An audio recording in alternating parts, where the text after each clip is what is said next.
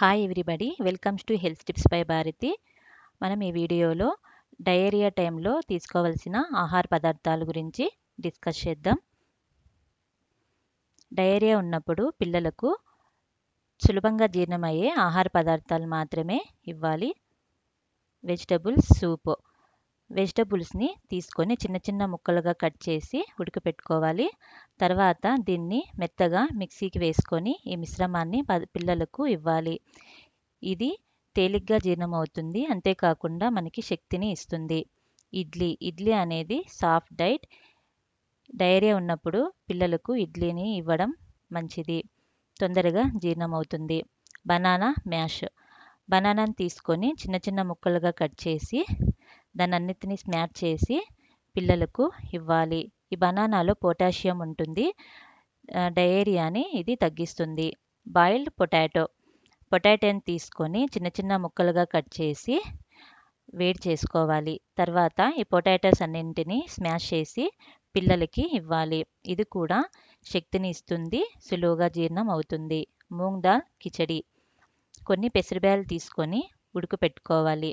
తర్వాత ఈ మిశ్రమాన్ని అన్నింటినీ స్మాష్ చేసి పిల్లలకు ఇవ్వాలి.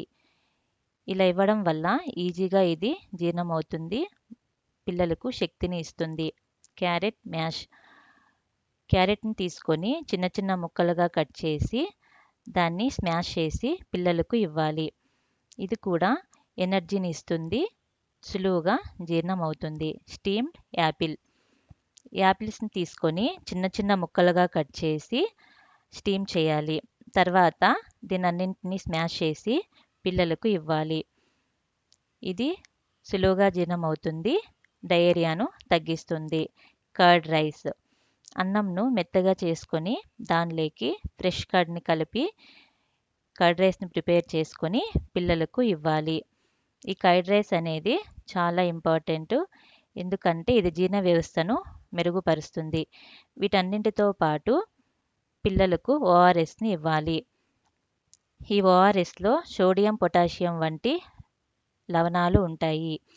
ఇది బాడీని డీహైడ్రేట్ కాకుండా చేస్తుంది. అవాయిడ్ చేయవలసిన పదార్థాలు. ఎక్కువ చక్కెర ఉన్న పదార్థాలను అవాయిడ్ చేయాలి. జంక్ ఫుడ్స్ని, ఫాస్ట్ ఫుడ్స్ని అవాయిడ్ చేయాలి. ఎక్కువ మసాలాలు ఉన్న పదార్థాలను కూడా పిల్లలకి ఇవ్వకూడదు.